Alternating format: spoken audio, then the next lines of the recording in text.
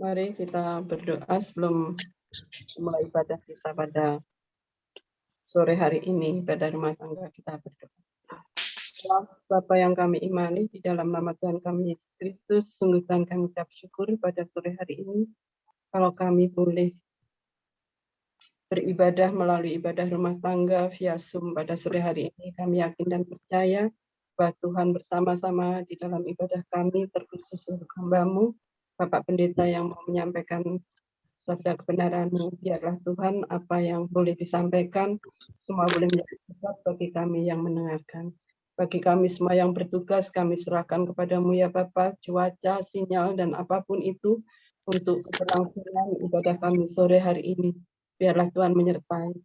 Terlebih dari semua itu, kami juga menyadari Tuhan bahwa kami penuh dengan dosa, kekurangan, kami penuh dengan ketidakberdayaan. Oleh sebab itu kami mohon pengampunan daripada-Mu. Biarlah Tuhan menyucikan, menguduskan, menguatkan kami, sehingga kami boleh melayani Tuhan pada sore hari ini. Di dalam nama Tuhan Yesus kami berdoa dan mengucap syukur. Amin.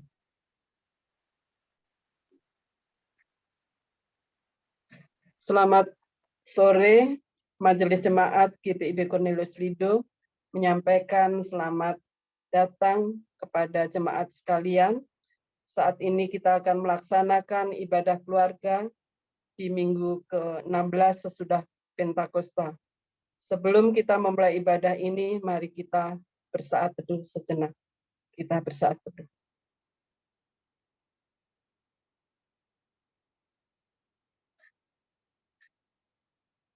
Jemaat terkasih, marilah berdiri untuk mengawali ibadah ini dengan memuji kebesaran Tuhan, kuasa Tuhan yang memerdekakan kita melalui nyanyian Kita Bakti nomor 1, bait 1 dan 2. Pujilah Sang Pencipta.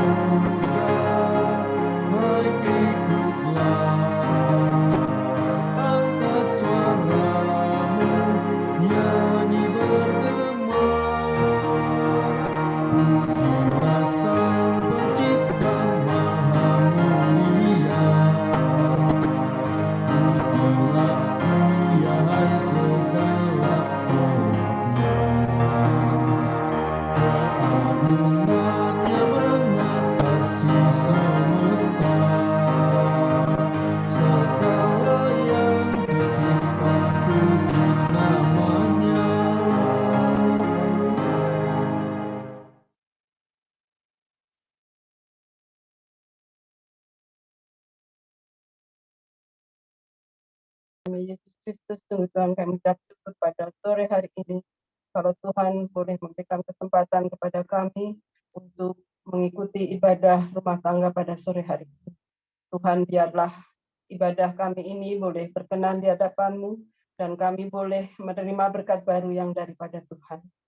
Kami serahkan ibadah kami pada sore hari ini dari awal, pertengahan, hingga akhirnya. Biarlah Tuhan yang beracara melalui kami.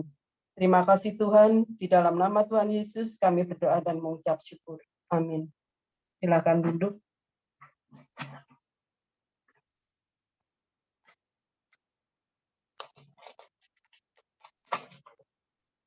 Mari kita bermazmur melalui pembacaan Mazmur 32 ayat 1 sampai dengan yang kelima. Mazmur 32 ayat 1 sampai yang kelima, demikian. Kebahagiaan orang yang diampuni dosanya. Dari Daud, nyanyian pengajaran. Berbahagialah orang yang diampuni pelanggarannya, yang dosanya ditutupi. Berbahagialah manusia yang kesalahannya tidak diperhitungkan Tuhan, dan yang tidak berjiwa penipu. Selama aku berdiam diri, tulang-tulangku menjadi lesu, karena aku mengeluh sepanjang hari. Sebab siang malam tanganmu menekan aku dengan berat. Sumsumku menjadi kering, seperti oleh teriknya musim panas. Dosaku kuberitahukan kepadamu, dan kesalahanku tidaklah kusembunyikan. Aku berkata, aku akan mengaku kepada Tuhan pelanggaran-pelanggaranku, dan Engkau mengampuni kesalahan karena dosaku. Demikianlah mazmur pujian kita kepada Tuhan. Kita kembali memuji Tuhan melalui nyanyian kita Bakti 4 ayat 1 dan bait 1 dan 2, bersorak bagi Tuhan.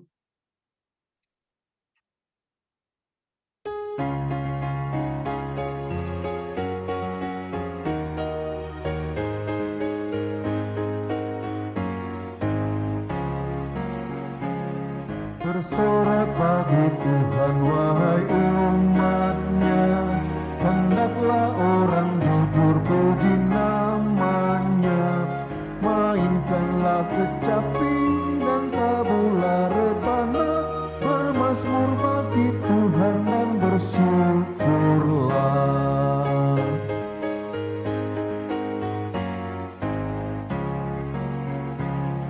Nyanyikan lagu baru bagi Tuhanmu, nyaringkan suaramu dan bersoraklah, sebab Tuhan berfirman dan semuanya ada, segala isi bumi diciptakannya.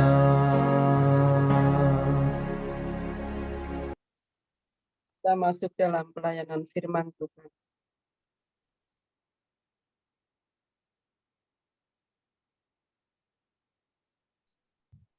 Mari Bapak Ibu kita berdoa sebelum pembacaan Alkitab. Ya Tuhan, kami bersyukur untuk segala keselamatan yang Tuhan berikan bagi kami semua sampai dengan sore hari ini, sehingga kami boleh datang di dalam persekutuan ibadah pada sore ini. Kami akan membaca dan merenungkan bagian dari surat Paulus kepada jemaat di Korintus. Biarlah Roh Kudus yang menolong kami semua, agar kami memahami kehendak Tuhan dalam kehidupan yang kami jalani. Dalam nama Yesus kami berdoa. Amin.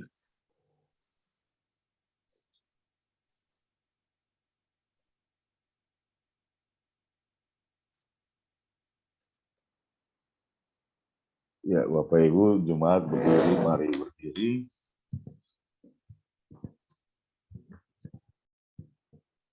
Bacaan Alkitab saat ini diambil dari 2 Korintus pasal 12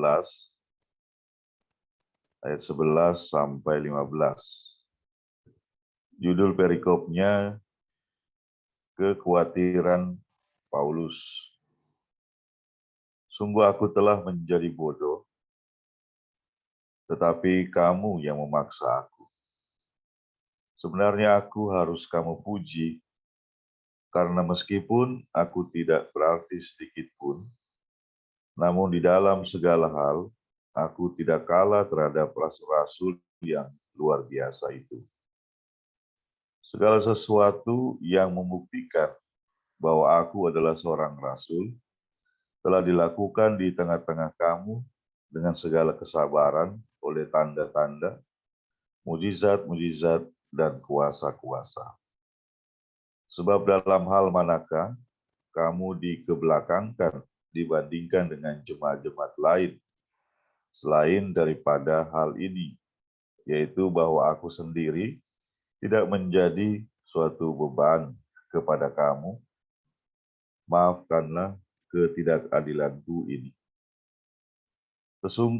Sesungguhnya sekarang sudah untuk ketiga kalinya aku siap untuk mengunjungi kamu, dan aku tidak akan merupakan suatu beban bagi kamu, sebab bukan hartamu yang kucari, melainkan kamu sendiri.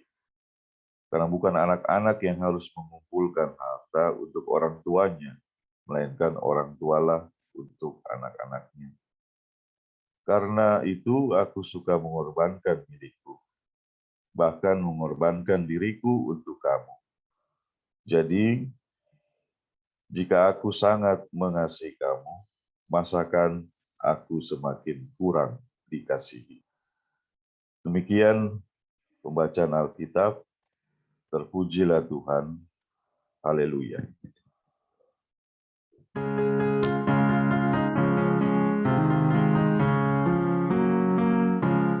Haleluya, haleluya, pujilah Tuhanmu selamanya, haleluya.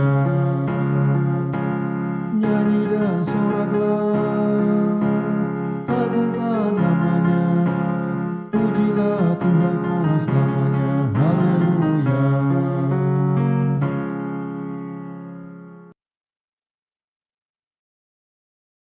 Silakan duduk kembali.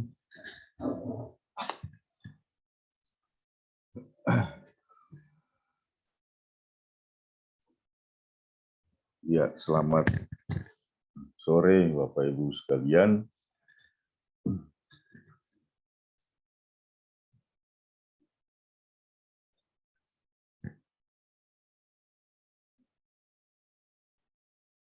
Ya, jadi mulai hari ini kita sama-sama berada di rumah, tidak lagi memakai studio.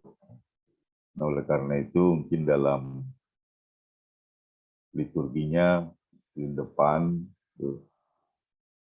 bisa kita samakan saja dengan ibadah pelkat ya. Tidak usah ada berdirinya, duduk saja.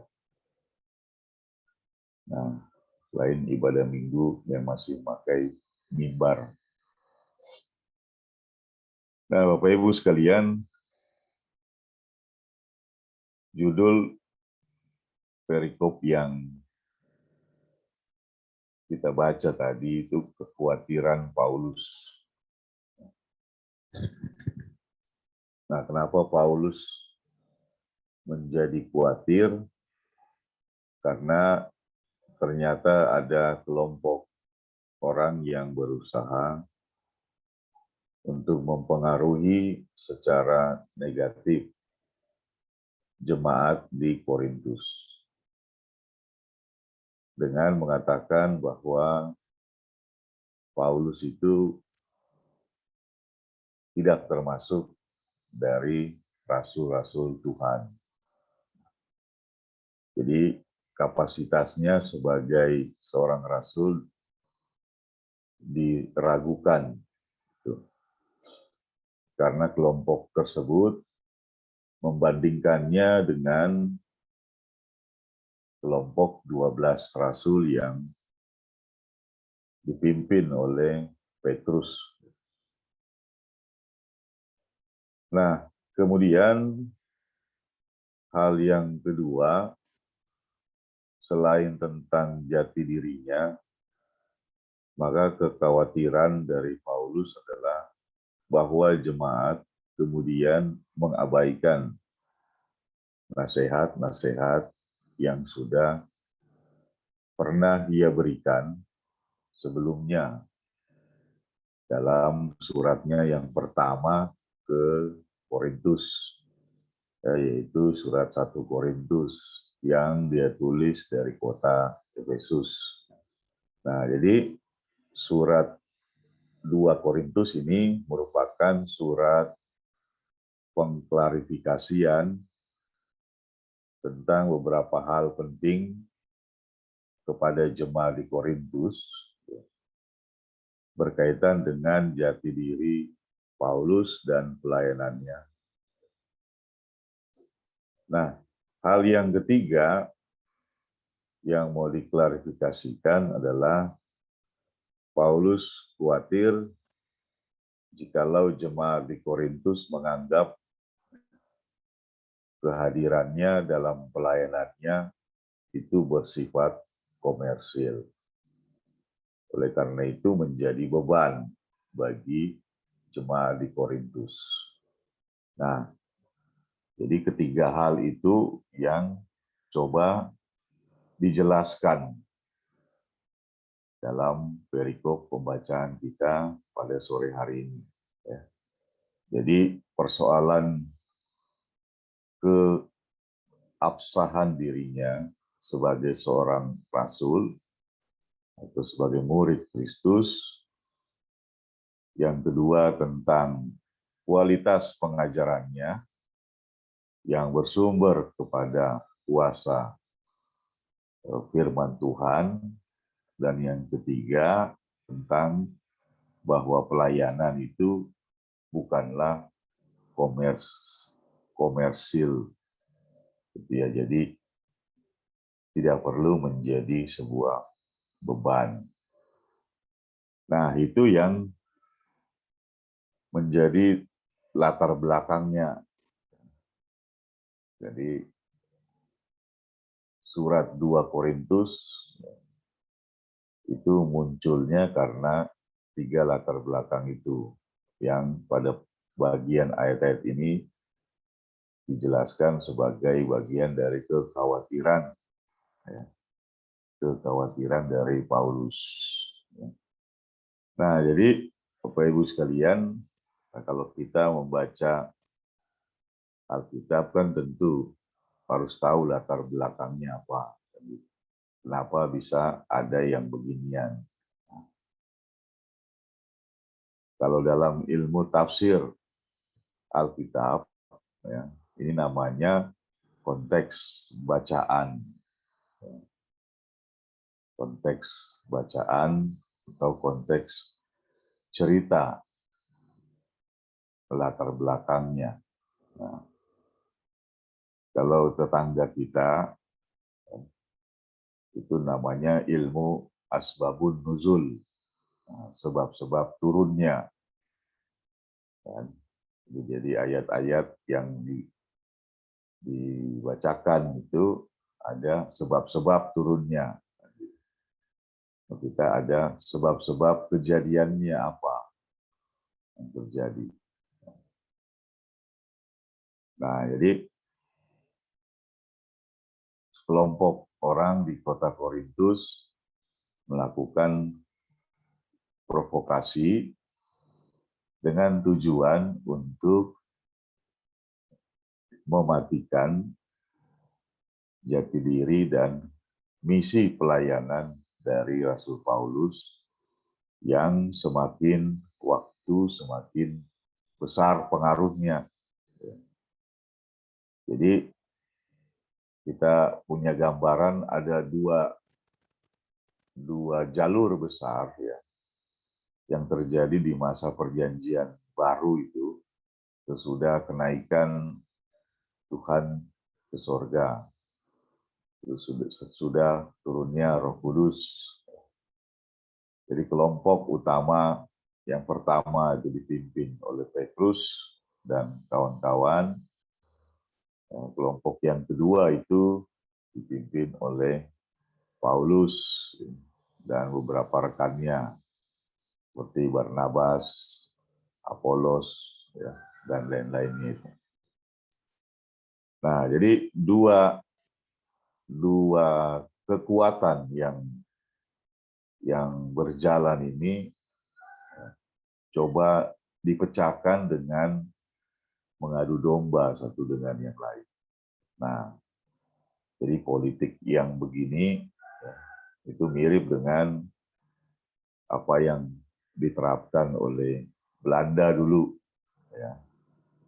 VOC itu divide et impera, politik adu domba. Jadi Paulus diadu domba saja, supaya nanti kan berantem sendiri. Kalau sudah berantem sendiri antara pihak Paulus dengan Petrus misalnya, maka pekerjaan atau pekabaran misi Kristus itu kan menjadi memudar. Ya. Orang kemudian berpikir, ngapain dengerin mereka ini? Mereka aja berantem kok. Kan begitu. Nah, jadi kalau rasul-rasul bisa dibuat berkelahi, ya, atau berdebat kusir, nah maka kelompok-kelompok yang ada itu kan bersorak-sorai. Nah, sehingga misi untuk penyebaran berita tentang Yesus Kristus sebagai Sang Juru Selamat itu bisa diredam, bahkan bisa dihilangkan gitu. Nah, jadi perkembangan kabaran Injil di dunia Perjanjian Baru juga penuh dengan trik-trik politik. Jadi bagaimana kelompok-kelompok saling bersaing mencari pengaruh yang besar di tengah-tengah umat. Gitu. Nah, jadi dari zaman Perjanjian Lama, Perjanjian Baru, ya, saling sikut menyikut, ya, bahkan dalam dunia pelayanan kerohanian itu ya sudah terjadi, ya, politik adu domba. Nah, jadi kalau misalkan di dunia sekarang ini kita melihat, ya, perpecahan gereja, ya, itu sudah diceritakan dalam Perjanjian Baru bahwa ternyata gereja-gereja sekarang kena diadu domba. Nah, gitu.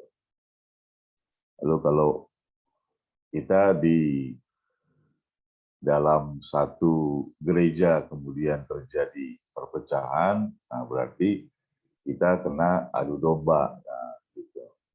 Dengan maksud dan tujuan yang memudarkan semangat dari pelayanan di tengah-tengah jemaat, di tengah-tengah gereja. Kalau para pelayan sudah bertengkar melulu, ya, nah, lalu orang yang memprovokasi di jemaat, dia akan bersorak-sorai. Nah, tuh lihat, ya, mereka saja bertengkar, terus mau mengajarkan tentang mengasihi saudara, membangun persekutuan, ya kan omong kosong besar aja kan begitu. Nah, itu tujuan dari para provokator di dalam kelompok-kelompok komunitas manusia, ya, termasuk juga di dalam persekutuan-persekutuan yang sifatnya rohani. Ya. Provokasi itu tidak pernah hilang, gitu. Karena dia bagian dari sebuah tantangan, ya, yang memang diizinkan untuk ada, gitu ya. Jadi kalau kita mengingat kembali kisah Ayub kan, maka bagian-bagian awal itu kan diceritakan bagaimana iblis minta izin sama Tuhan untuk mencobai iman Ayub. Nah, lalu diizinkan, nah, akhirnya diobrak-abrik. Hanya Tuhan berpesan jangan cabut nyawanya, semuanya boleh, gitu ya. Hanya nyawanya Ayub jangan. Nah, Jadi kehidupan bergereja, berjemaah saat ini juga bisa dibayangkan begitu. Ya. Tuhan mengizinkan ya, GPIB Cornelius misalnya diuji ya, dengan provokasi-provokasi supaya satu dengan yang lain saling bertengkar, sehingga pikirannya udah nggak konsen lagi bagaimana mau mencerna pengajaran-pengajaran Kristus. Orang satu dengan yang lain sudah saling membenci, saling meragukan, saling tidak percaya. Nah, jadi kita membaca kekhawatiran Paulus ini juga sebagai sebuah cerminan dari kekhawatiran yang harusnya juga kita miliki. Kenapa bisa gitu terjadi perpecahan? Ya karena adanya orang-orang yang ingin kita menjadi pecah gitu, ya melalui berbagai macam cara. Nah, atau ya kalau kita mau melihatnya secara profan gitu, melihatnya oh ya karena Tuhan mengizinkan ya, kuasa dari iblis atau Satan ya, mencobai jemaat-jemaatnya di bumi, ya termasuk yang ada di bumi Indonesia, di wilayah Lido Cigombong. Ya.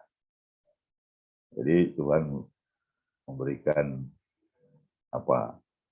kesempatan sudah pergi ya kepada kuasa-kuasa pencobaan itu. Ya. Kalau nggak tahu alamatnya GPIB Cornelius, lihat aja di Google Map gitu. Nah, jadi sampailah pencobaan-pencobaan itu ke tengah-tengah GPIB Cornelius. Nah, jadi bacaan ini ya mau memberikan sebuah penyadaran kepada kita. Kalau jemaat di Korintus saja bisa diobrak-abrik dengan berbagai macam provokasi, maka jemaat di Cornelius ini juga bisa. Ya, dengan berbagai macam tipu muslihat dan cara-cara yang manis, manis senyummu di depan, ya, pahit lidahmu di belakang. Kan begitu ya. Bisa saja, gitu ya. Nah, jadi bagus bacaan pada sore hari ini mengingatkan kita ya bahwa satu hal yang penting untuk membangun persekutuan itu adalah bagaimana kita bisa menangkap sinyal-sinyal provokasi di dalam jemaat, potensi-potensi adu domba di dalam jemaat. Nah, itu menjadi kekhawatiran Paulus dan saat ini juga menjadi kekhawatiran saya dan yang lainnya juga. Apakah dengan kondisi yang semacam ini persekutuan dan persaudaraan masih tetap terjaga atau sudah amburadul aja begitu. Nah, karena perjumpaan tatap muka sudah tidak terjadi, hanya perjumpaan dalam jaringan, nah, maka kan semakin mudah aja. Itu A bilang B, B bilang C, C bilang D, lalu muter lagi. Nah, jadi kita sebagai persekutuan jemaat harus menyadari itu, ya, bahwa kita punya potensi untuk diobrak-abrik oleh kuasa, ya, kuasa yang ingin terjadi perpecahan, gitu ya. Nah, jadi itu sebuah kesadaran yang harus dimiliki sehingga kalau mau bertengkar ya mikir-mikir lagi, oh jangan-jangan saya sedang diprovokasiin orang gitu. Jangan-jangan hanya sedang diadu domba. Nah, Kan ini yang perlu menjadi sebuah kesadaran kolektif namanya, kesadaran bersama. Ya. Jadi kalau ada yang bercerita hal-hal negatif melulu di dalam jemaat, kok ya orang ini nggak pernah ngomong yang positif. Gitu. Nah, itu kan menjadi sebuah sinyal-sinyal, kan begitu. Ya, sinyal-sinyal apa? Sinyal-sinyal provokatif, kan gitu. Masa sih manusia setiap hari nggak pernah bilang tentang hal yang positif. Nah, oleh karena itu, untuk mengalahkan provokasi yang negatif itu, maka masing-masing dari kita harus punya hati yang luas, apa bahasanya, hati yang legowo, ya, untuk bisa menerima kelebihan orang lain. Jadi belajarlah untuk memuji orang lain itu dibandingkan kemudian untuk membicarakan keburukannya. Nah, tapi kita bukan sedang saling menjilat begitu. Tetapi di dalam jemaat ini kan yang harus diperhatikan adalah bagaimana terciptanya rasa persaudaraan. Jadi kalau persekutuan itu tidak dilandasi dengan persaudaraan, itu omong kosong besar aja itu. Kan begitu. Nah, kalau didasari dengan persaudaraan, nah berarti kan untuk mencaci, memaki, atau membicarakan hal yang negatif, yang buruk, itu kan akan menjadi sebuah kesungkanan yang amat sangat di dalam benak kita, kan begitu. Nah, karena kita bersaudara, kan masa saling menjelekan. Gitu. Kalau saling menjelekan, berarti kita bukan saudara, ya, tetapi musuh dalam selimut. Nah, syarat untuk menjadi bagian dari persekutuan tubuh Kristus yang disebut dengan gereja di masa kini itu adalah rasa persaudaraan. Walaupun kita tidak sedarah, tidak seketurunan. Ada orang Ambon, ada orang Batak, ada orang Jawa, ada orang macam-macam. Ya. Tetapi semuanya menyatu di dalam gereja dengan sebuah semangat persaudaraan. Gitu. Persaudaraan di dalam Kristus. Nah, itu kan kalimat yang sudah sering didengar. Nah, dalam membangun persaudaraan di dalam Kristus, maka kita juga harus diingatkan bahwa ternyata di dalam persekutuan juga tidak semua orang ingin bersaudara ternyata. Ya.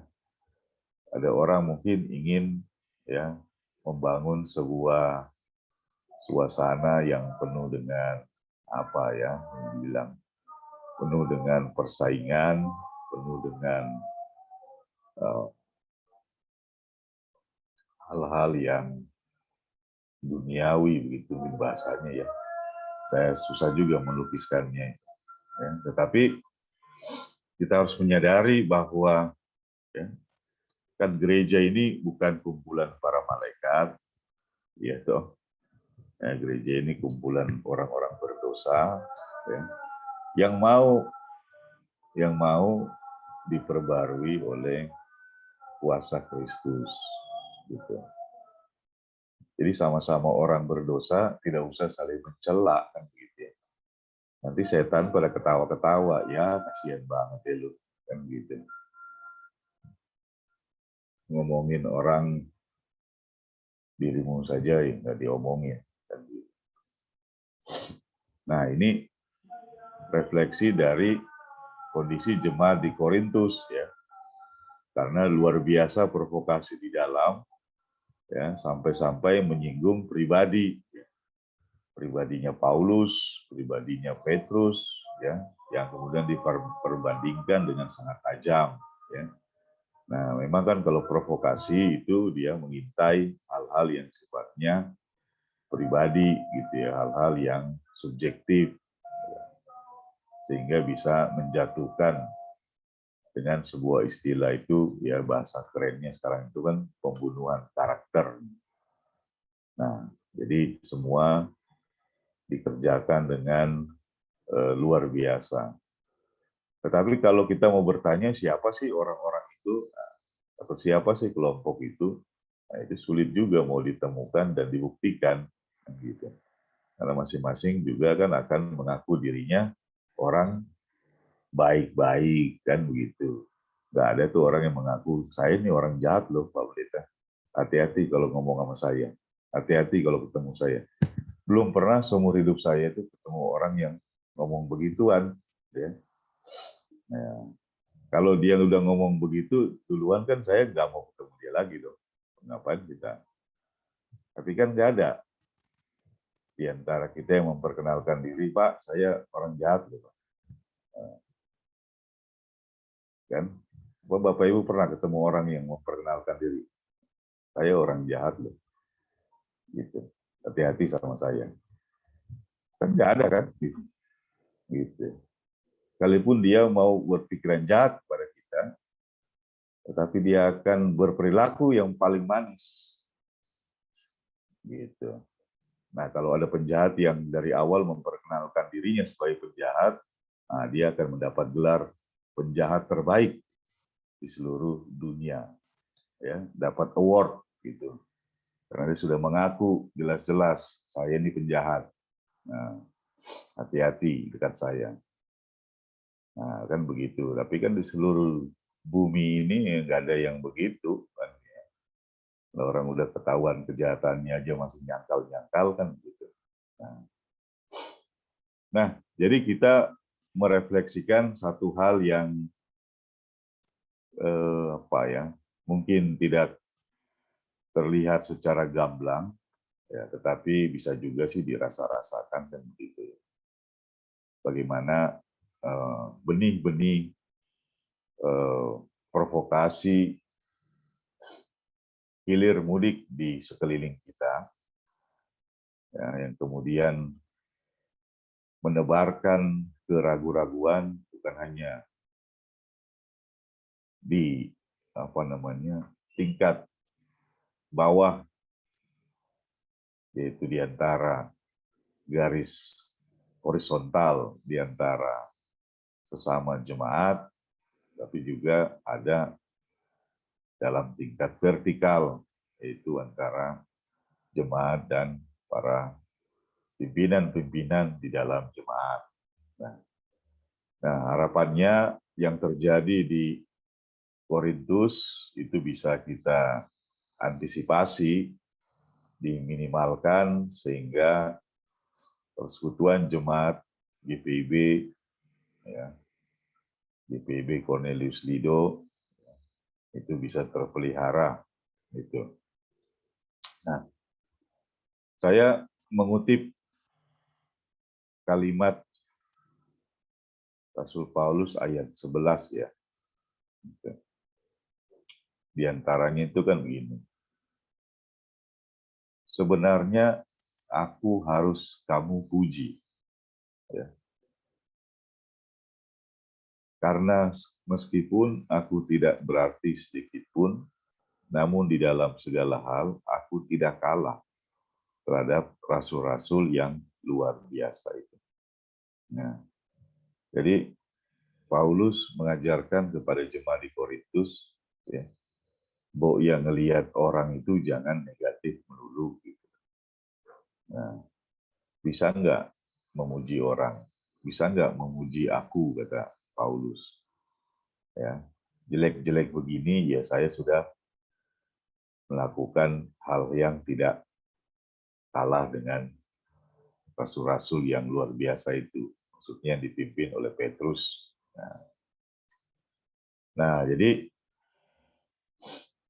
berpikir positif Nah, mau diajarkan Rasul Paulus kepada jemaat di Korintus, ya, memberikan pujian, apa susahnya, atau belajarlah memberi pujian karena hal-hal yang memang layak diapresiasikan, begitu ya. Nah, jadi ketika hal berlangsung dengan baik, ya, jangan dianggap sebagai biasa aja, gitu. Tapi kalau hal agak kurang baik, nah mulai berdatangan segala macam kritikan, bahkan celaan, mungkin juga hinaan, gitu. Nah, jadi kalau mau pakai model apa namanya yang seimbang, ya, maka kita harus belajar model yang disebut dengan reward and punishment, gitu ya. Anda bisa menghukum atau memberikan kata-kata hukuman atau celaan, ya, atau menunjuk kesalahan, ya, jika dalam hal-hal yang baik, ya, Anda harus atau sudah mengapresiasikan dengan pujian, gitu, dengan kalimat pengakuan, oh ya, bagus ya kegiatannya, bagus ya apa namanya programnya, bagus ya ini itu dan sebagainya. Nah, kalau sudah berani memuji, nah maka bolehlah, ya, sekali-sekali mengkritik, gitu ya.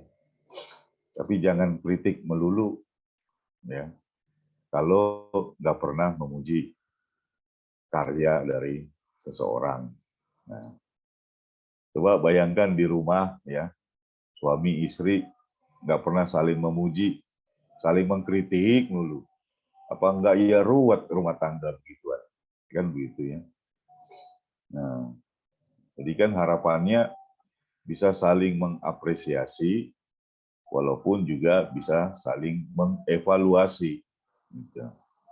Jadi evaluasi penting, tetapi di atasnya itu harus ada apresiasi juga terhadap apa-apa yang ini ya. Jadi apa yang sudah baik dan apa yang perlu diperbaiki. Nah, jadi kan begitu.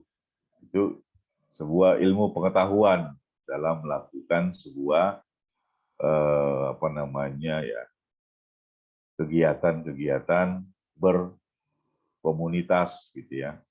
Nah, jadi Bapak Ibu sekalian, ya, seperti yang dikehendaki oleh Paulus, ya, bukan saya yang mengendaki, gitu ya. Ya, ya sekali-sekali memuji, ya, mengapresiasi, ya. Jangan hanya memberikan sebuah evaluasi terus. Jadi jangan seperti polisi yang kemudian menginvestigasi. Nah, kenapa begini? Kenapa begitu? Nah, jadi itu yang, ya, walaupun tidak sehebat yang dulu, walaupun tidak sebaik yang ada di luar sana, tapi paling tidak sebagai bagian dari bagian internal persekutuan, kita harus memberikan apresiasi gitu. Karena itu yang diajarkan Paulus pada jemaat Korintus. Tanpa ada saling mengapresiasi, maka tingkat perpecahan dalam sebuah komunitas itu akan semakin tinggi, gitu ya. Gitu. Karena orang akan berbicara ketika dia mau menyalahkan saja. Orang tidak mau berbicara untuk mengapresiasi, ya. Nah, ini yang berbahaya, gitu ya. Jadi banyak berbicara, ya, hal-hal yang positif, gitu. Di samping berbicara tentang hal-hal yang mengevaluasi. Nah, itu yang menjadi refleksi kita, ya, khususnya kalau kita mau melihat sampai ke dalam lagi bagaimana program-program kegiatan pelayanan di dalam jemaat kita. Nah, terakhir, saya mau sampaikan hal-hal yang menjadi kekhawatiran saya. Ya. Jadi mengamati kegiatan-kegiatan beribadah kan begitu. Nah, kok rasa-rasanya ada hal yang patut dikhawatirkan. Apa itu? Ya, tingkat kehadiran yang semakin menurun. Ya. Pertanyaannya, apakah motivasi untuk beribadahnya berkurang? Saya tidak berani menjudge orang, menghakimi orang seperti itu. Apakah karena persoalan ekonomi?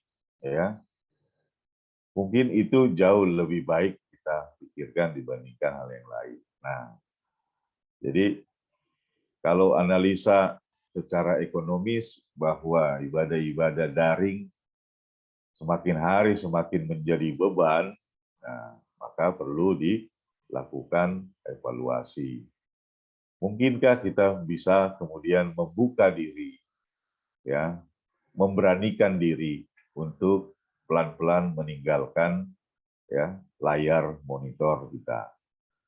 Nah, saya dihubungin oleh Ketua PKLU tadi siang. Pak Pendeta, bolehkah kami PKLU Sabtu ini nggak usah pakai Zoom, tapi di tempat saya saja. Nah, saya boleh-boleh saja. Kan gitu. Jadi PKLU Sabtu ini tidak mau Zoom, tapi mau tatap muka. Lalu saya sampaikan, coba hubungin Pak Resi supaya jangan buat rekaman untuk hari Sabtu kan gitu. Kalau Ibu Ketua PKLU mau. Ya. Nah, mungkin hal-hal yang seperti itu menjadi sebuah kreativitas dalam berpikir sehingga kita bisa mengantisipasi ya beban-beban kuota ini. Persoalan jemaat modern ini kan persoalannya kuota kan begitu. Ya, bukan lagi apa ya hal-hal yang lain bisa jadi persoalan, tapi persoalan kita sekarang ini adalah persoalan masalah budget untuk membeli kuota paket internet. Ya. Nah, walaupun ada yang sudah pasang WiFi di rumah,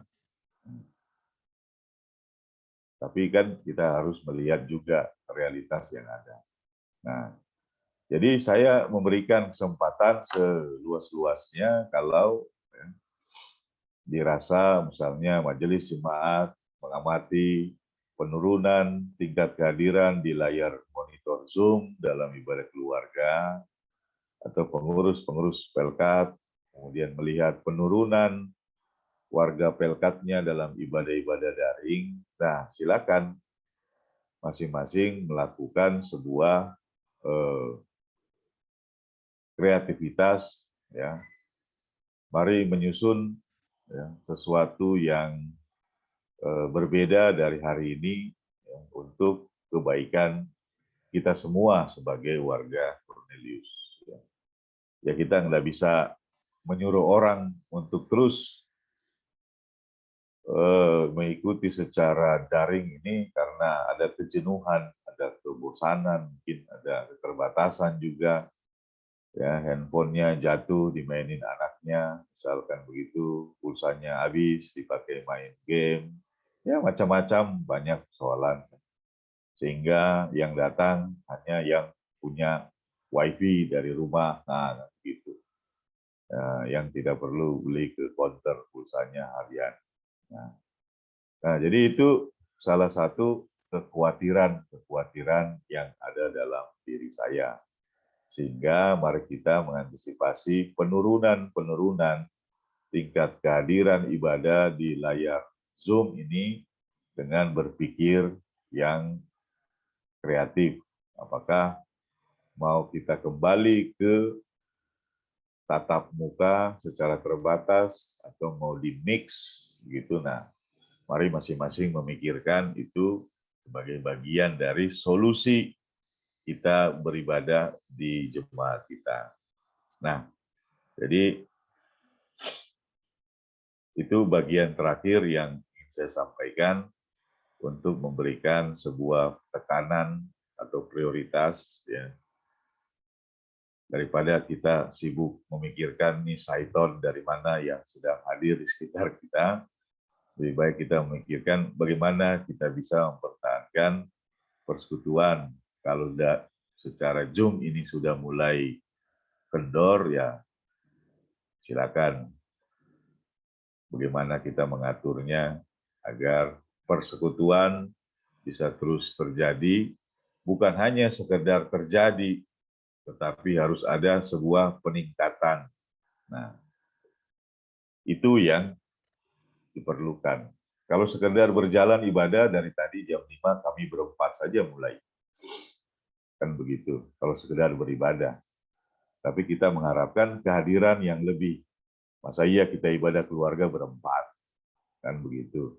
Saya, liturgos, 2 operatornya, hostnya. Yang benar aja kan begitu. Kalau tadi mulainya tepat jam 5.00, begitu kan. Tapi kita menunggu kehadiran yang lebih banyak dari warga jemaat, baru kita mulai jam 17.20. Nah, kan kira-kira begitu, ya kan. Jadi ibadah itu penting dihadiri oleh jemaat yang terus-menerus bertambah, bukan yang datar-datar saja atau yang itu-itu aja, atau bahkan cenderung menurun. Ya.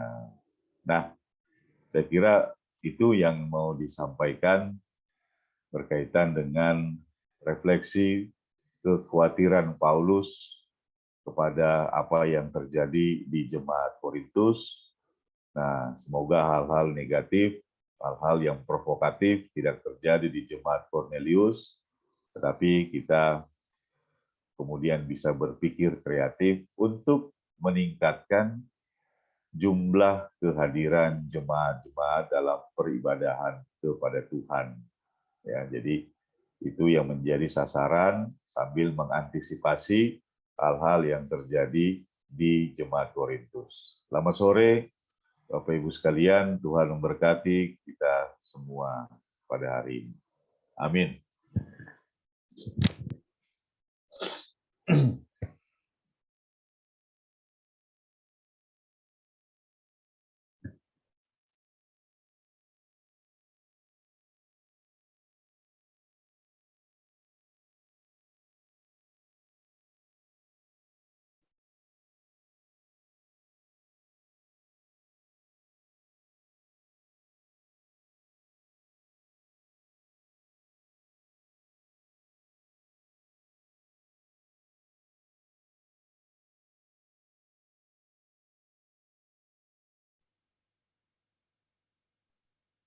Mari kita bernyanyi Kidung Jemaat 45. Mari tuturkan.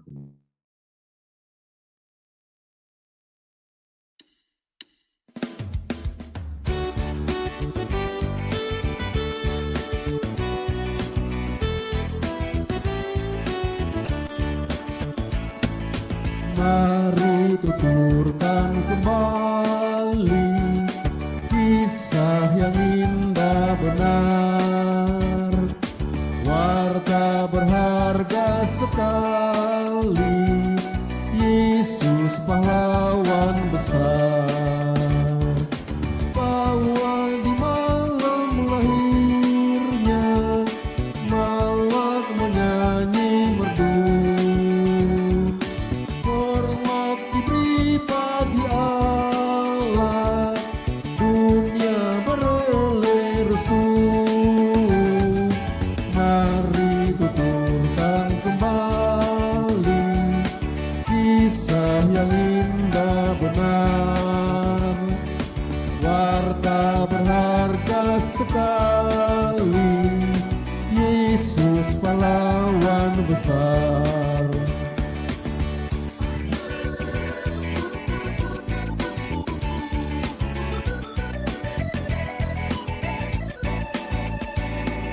Waktu Al-Masih puasa di padang tandus gersang, untuk dosaku digoreng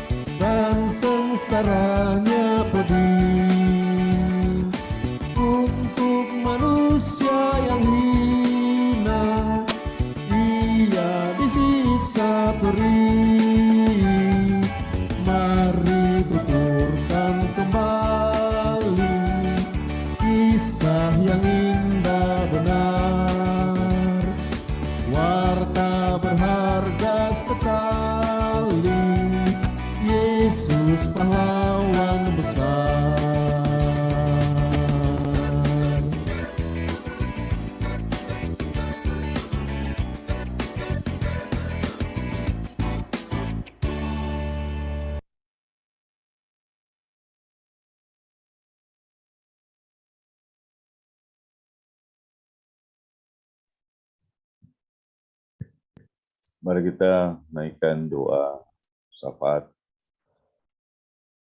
Ya Tuhan, dengan rasa syukur kami datang untuk menghadap hadirat Tuhan. Setelah kami membaca dan mendalami kisah yang diceritakan tentang jemaat Korintus, tentang bagaimana Rasul Paulus berjuang untuk melayani dan meyakinkan jemaat di Korintus. Segala hal yang menjadi kekhawatiran Rasul Paulus yang terjadi di tengah-tengah jemaat Korintus menjadi sebuah cermin besar bagi kami bahwa tidak salah kalau kami juga menaruh kekhawatiran di dalam persekutuan kami, karena kuasa yang memecah belah, yang memprovokasi, itu selalu hadir dari zaman ke zaman. Sekalipun kami pun sulit untuk mengidentifikasi dan mengenali secara terang benderang. Tetapi sedikit demi sedikit kami bisa merasakan bagaimana tanda-tanda dari roh yang datang untuk melakukan perpecahan di dalam jemaat. Ya Allah, Bapa di sorga, biarlah cerminan yang besar ini boleh kami pakai untuk mengantisipasi dan memperlengkapi diri kami kembali dengan kuasa dari Roh Tuhan, agar semua hal yang jahat tidak tinggal menetap dalam diri kami. Tetapi biarlah hal yang baik yang berasal dari Tuhan itu menetap dalam diri kami. Ya Allah Bapa di sorga, berilah kami petunjuk-petunjuk melalui kuasa Roh Kudus agar kami dapat melihat secara jernih, bahkan kami dapat berpikir dengan jernih tentang berbagai macam hal yang terjadi di dalam kehidupan kami maupun yang ada di sekitar kami. Berikan kami kemampuan untuk memikirkan hal-hal yang baik dalam kehidupan yang sedang kami jalani.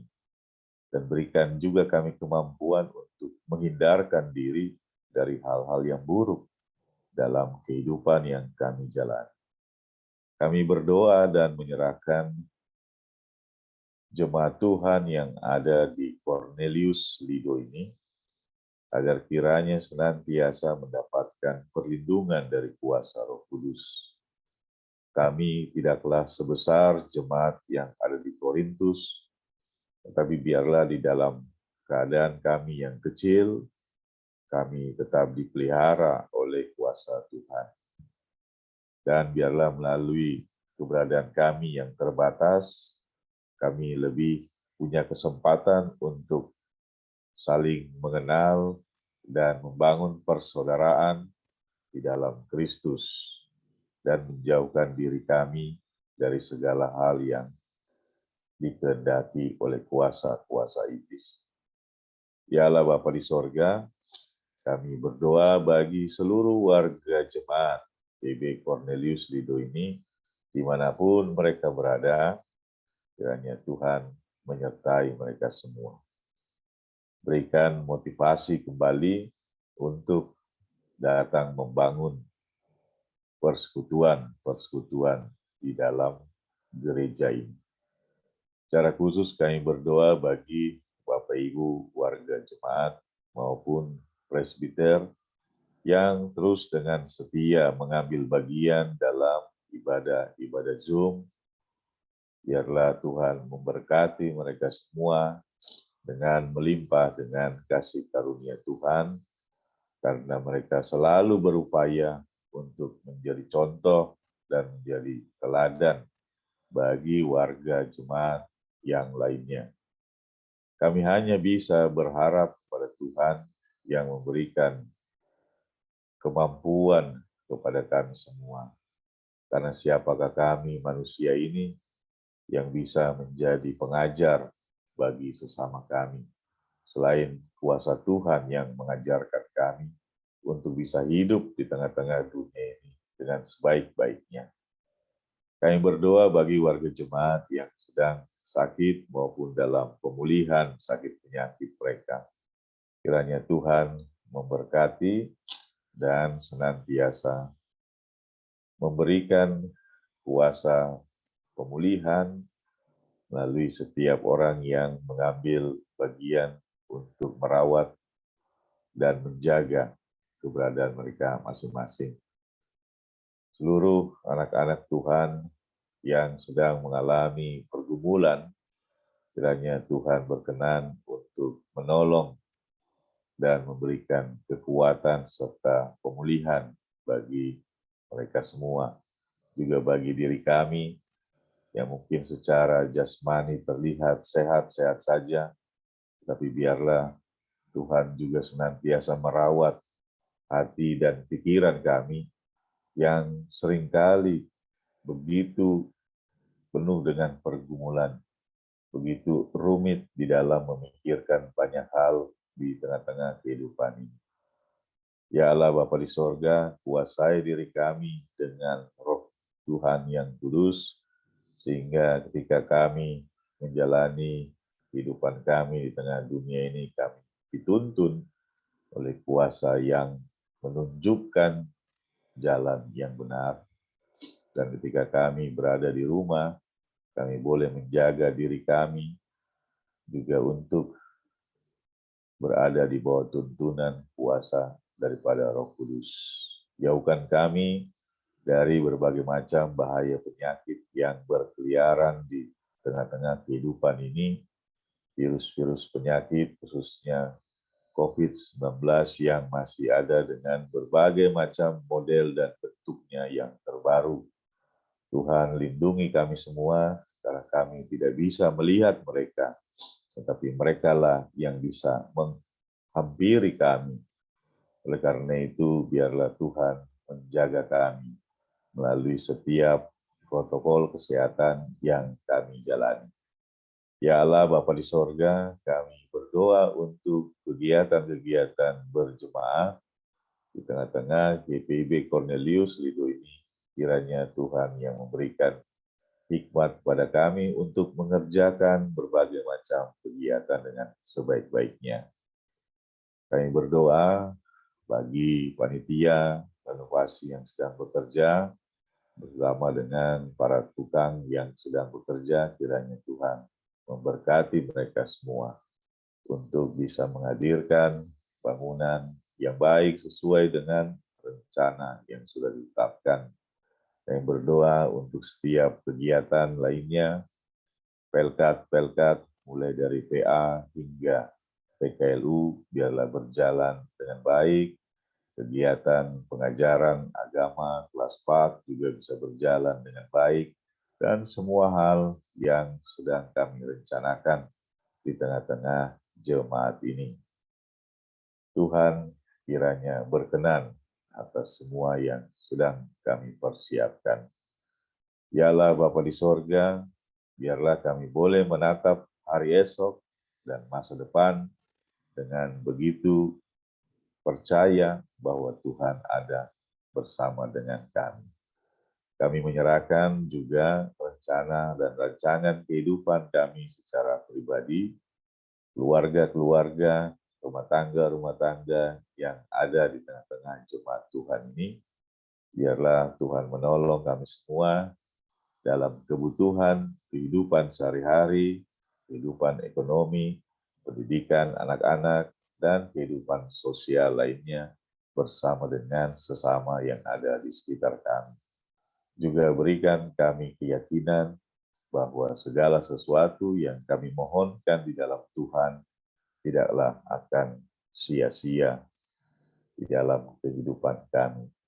Ya Allah Bapa di sorga, ada banyak hal yang ingin kami panjatkan, tetapi kiranya keterbatasan kami dalam berkata-kata menjadi suatu keterbatasan kami di dalam menyampaikan permohonan-permohonan kami. Namun kami percaya Tuhan mengetahui segala sesuatunya, bahkan yang ada di dalam pikiran dan hati kami. Karena itu ya Tuhan, bukan keinginan dan kehendak kami yang harus terjadi di tengah-tengah dunia ini, melainkan kehendak dan rancangan Tuhan terjadilah atas diri kami semua. Inilah doa syukur dan permohonan kami yang kami panjatkan dalam nama Tuhan Yesus Kristus, Sang Juru Selamat, yang telah mengajar kami semua berdoa bersama. Bapa kami yang di surga, dikuduskanlah namamu, datanglah kerajaan-Mu, jadilah kehendak-Mu di bumi seperti di surga.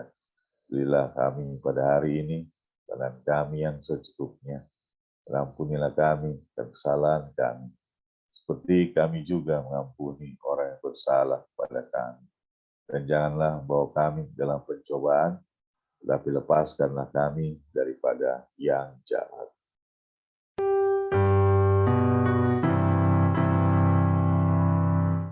Karena Engkaulah yang punya kerajaan dan kuasa dan kemuliaan sampai selama-lamanya.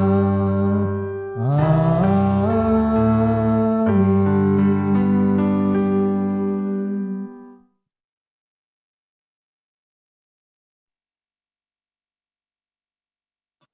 Kita masuk dalam persembahan syukur.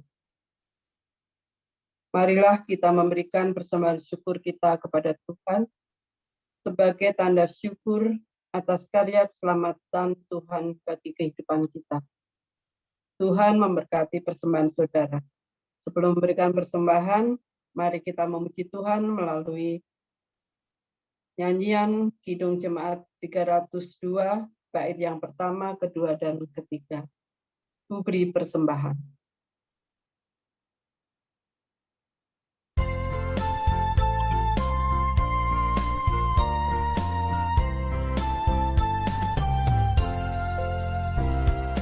Ku beri persembahan pada Tuhanku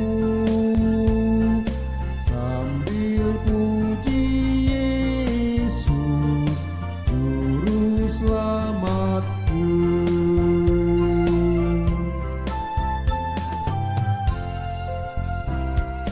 Dengan sukaria ku beri padamu dan merasa kaya dalam Tuhanku.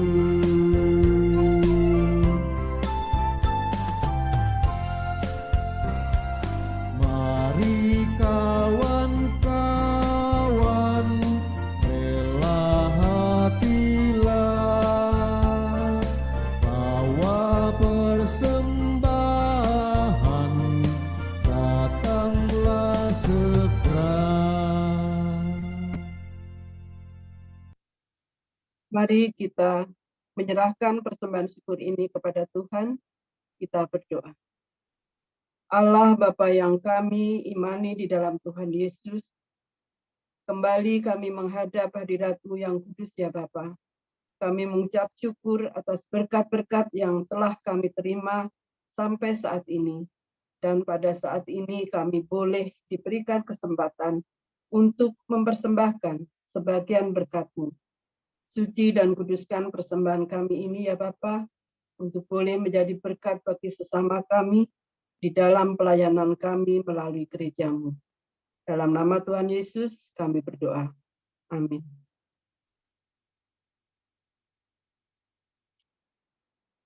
Warta jemaat. Jadwal ibadah sepekan dapat dilihat melalui file yang sudah kami share di grup pada minggu yang lalu. Khususnya untuk ibadah PKLU nanti akan dilakukan secara offline bertempat di Ibu Rianti Koten. pada pukul 17. Terima kasih untuk kegiatan pastori, jadwal kegiatan pastori. Pak Pendeta, bagaimana? Ya, jadi saya tambahkan untuk yang pertama, bahwa hari Minggu itu direncanakan ada peralihan dari kategori PA ke kategori teruna, ya, PT. Nah, pengurus PA mungkin sudah menghubungi Bapak Ibu sekalian karena mereka meminta foto, ya.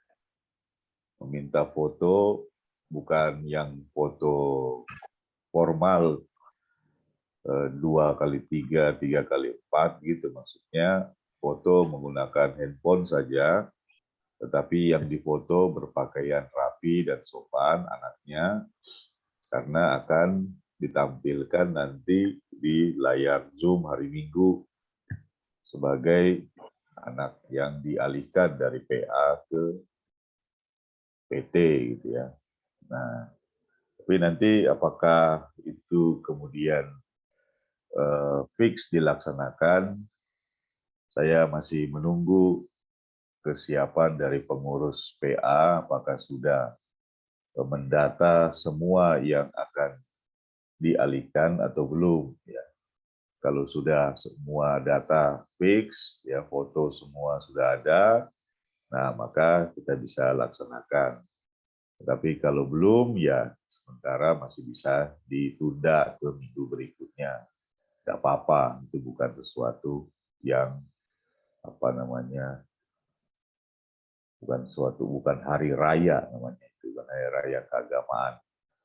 Nah, jadi buat ibu-ibu yang menjadi orang tua, kalau ada anaknya yang belum dialihkan dari PA ke PT, nah bisa menghubungi saudara Lita dan saudara Indah ya lewat WA gitu, dengan mengirimkan foto anaknya, foto pakai handphone saja, yang penting dia dalam pakaian yang rapi gitu, yang jelas wajahnya.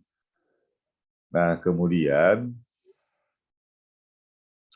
apalagi kegiatannya? Ya, kegiatan Pelkat. Ya. Nah, nanti hari Jumat kita mengundang pengurus-pengurus Pelkat, perwakilannya untuk bisa hadir di dalam sermon. Nah, saya sudah bicara secara langsung gitu ya, jadi jangan nunggu undangan formal lagi begitu ya. Jadi hadir dengan link yang sama dengan ini, linknya kan nggak pernah berubah. Ya. Tolong bisa masing-masing pengurus Pelkat ya menyampaikan kegiatan-kegiatan yang terupdate gitu ya. Misalnya Pelkat A mulai bulan ini kami mau melaksanakan ini, nah ya diomongkan kan gitu, sehingga itu bisa diwartakan. Kalau misalnya PKB mau ibadah luring mulai Oktober, PKP mau ibadah luring juga mulai Oktober, nah supaya disosialisasikan secepatnya. Jadi jangan dadak-dadakan buat perubahan-perubahan, nanti jemaatnya kebingungan sendiri dengan perubahan. Ya, jadi itu maksud dari mengundang pengurus-pengurus Pelkat supaya bisa hadir memberikan sebuah berita-berita terupdate gitu ya. Nah, kemudian untuk kegiatan panitia renovasi yang bisa disampaikan adalah bahwa pembangunan sudah berjalan, dan yang kedua, surat keputusan Majelis Sinode sudah datang ke tengah-tengah kita. Oleh karena itu, kita bisa mengupayakan pencarian dana ke gereja-gereja GPIB untuk menopang pendanaan pembangunan. Nah, artinya Majelis Sinode sudah merestui proses yang terjadi di Cornelius Lido ini, lalu memberikan surat rekomendasi ya, kepada panitia renovasi untuk mengedarkan proposal panitia pembangunan ke seluruh wilayah GPIB yang ada di Indonesia.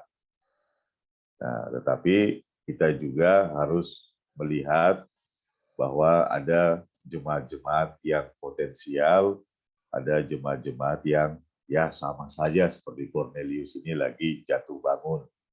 Nah, oleh karena itu kita nantinya akan memilih mana jemaat yang potensial karena rencananya akan kita kirimi ya. Jadi ada jemaat dari 300 sekian jemaat GPIB yang mandiri, ya kita pilih 100 saja yang potensial ya untuk bisa diharapkan membantu kita dalam menyelesaikan proses pembangunan. Nah, kemarin saya juga menerima proposal ya, dari GPIB Nehemia, ya, tetangga kita itu kan, nah, ngirim ke Cornelius gitu. Tapi nanti panitia renovasi jangan ngirim ke Nehemia kan begitu, karena mereka sedang mengalami persoalan juga bahwa terjadi kelongsoran di gereja ya, jurang itu sehingga sebagian pastori itu hancur ya, lalu mereka membutuhkan dana sebesar berapa itu ya, 400 juta kan gitu. Nah, jadi kira-kira begitu. Nah, jadi ya kalau ada anggota panitia renovasi, nah nanti proposalnya nggak usah dikirim ke GPIB Nehemia karena mereka juga sedang kesulitan. Kalau bisa kita membantu karena kesulitan mereka lebih parah, yaitu tanah yang longsor di jurang. Nah, itu bisa menyebabkan pastori dan gerejanya longsor juga, gitu kan. Nah, saya kira itu tambahannya untuk kegiatan panitia renovasi. Jadi akan mencari dana kembali. Nah, kalau Bapak Ibu sebagai jemaat mau menyambung lagi janji imannya, boleh-boleh saja, kan begitu ya. Dan janji iman itu tidak pernah berakhir sebelum pembangunannya selesai, kan gitu. Nah, ada yang sudah memberikan janji iman, mau janji iman lagi, boleh saja, kan gitu. Yang belum janji iman, ya ditunggu janji imannya, kan begitu. Jadi itu berlaku sampai bangunannya selesai. Nah, saya kira itu Ibu Denok, silakan dilanjutkan kembali.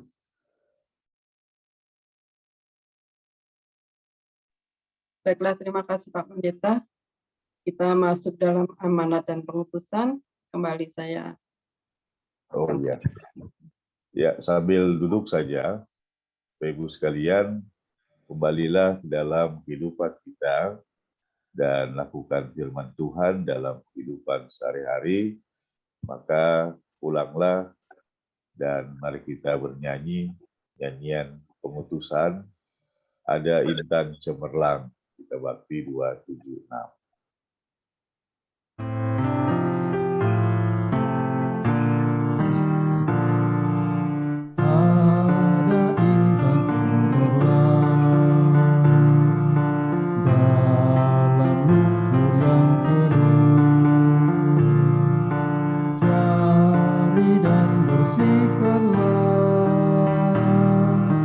Guna tajuk rajamu.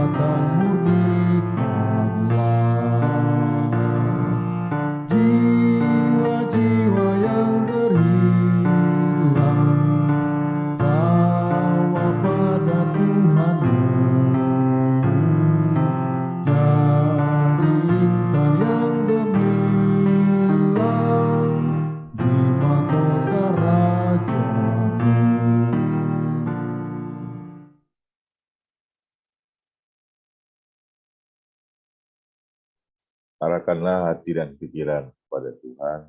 Terimalah berkat Tuhan,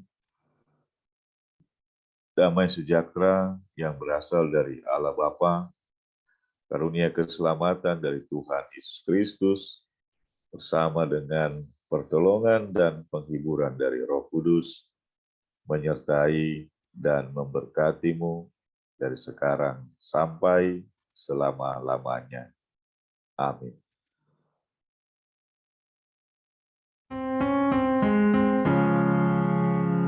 Amin, haleluya. Amin, haleluya. Terpuji namamu. Amin, haleluya.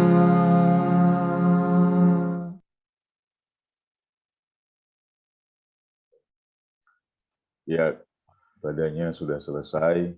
Terima kasih pada Bapak Ibu sekalian yang sudah menghadiri. Salam sehat. Terima kasih Sugeng. Bapak Pendeta. Sugeng Terima kasih dalu. Pak Pendeta. Salam Swastiastu. sehat untuk kita Goda. semua. Buat semuanya.